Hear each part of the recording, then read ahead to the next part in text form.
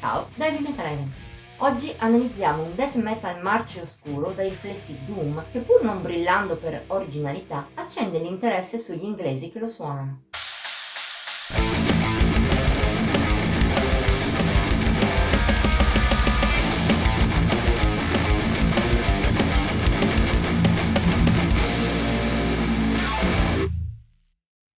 Personalmente chi ha scritto questa recensione non è un grandissimo fan del death metal più tipico.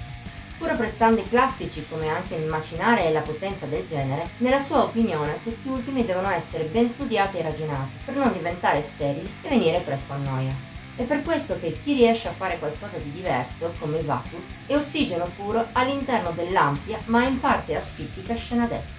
Sin dalla copertina del loro primo EP, Catabasis, in questa band nata a Londra nel 2020 si vede che c'è qualcosa di diverso. Uscito autoprodotto lo stesso anno, ma ristampato un paio di mesi fa da Sentience Ruin Laboratories, e su quest'ultima versione che si basa la recensione, è in effetti un album che non punta solo sul pestare, ma anche su atmosfere oscure, tenebrose, che danno alla loro musica un po' più. I Vacus si aiutano in questo anche con una notevole iniezione di elementi doom, ma senza che questo significhi aggiungere ricercatezza, come è accaduto ai conterranei che fondarono la scena di inizio anni 90.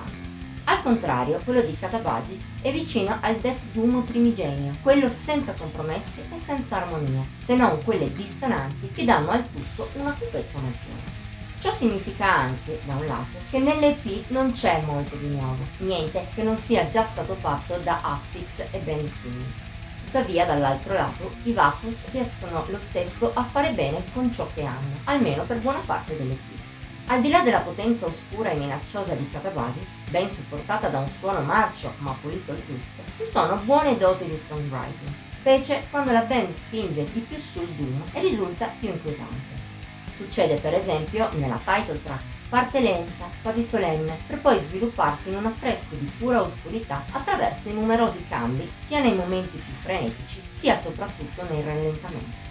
Notevoli sono anche Fermentation, che ha nella potenza dei riff e delle disarmonie di Michael Brodsky la sua forza, e poi la conclusiva Blood Eagle, pezzo più doom del disco, pur non mancando anche di fasi convulse, dà i brividi per il buio che si respira al suo interno, il che la rende il picco assoluto del disco con la title track. Anche per questo non è un difetto così grande se le altre due canzoni siano soltanto buone ma non esaltino, e anzi, a tratti, mostrano i Vacus ingenui, ancora alla ricerca della loro dimensione definitiva. Anche così, le impressioni che l'EP lascia rimangono positive. Purtroppo non abbiamo avuto la possibilità di conoscere come i loro pregi si siano sviluppati dopo il 2020, visto che nel frattempo i londinesi hanno pubblicato lo scorso anno il primo full-length Dreams of Dysphoria. Quel che possiamo dire è però che Catabasis non è solo un buonissimo EP, ma accende anche la nostra curiosità a proposito dei Vacus. Se ci sarà data la possibilità, e noi speriamo che accada, seguiremo questo gruppo inglese anche in futuro. Voto di Heavy Metal Eleven 70 su un massimo di 80 per l'EP. Per oggi è tutto. Ti abbiamo incuriosito per quanto riguarda l'EP? Dicelo nei commenti, oltre a mettere il like e a condividere. Ti invitiamo inoltre a iscriverti al nostro canale e a cliccare la campanella degli avvisi per non perdere neppure uno dei contenuti pubblicati ogni settimana.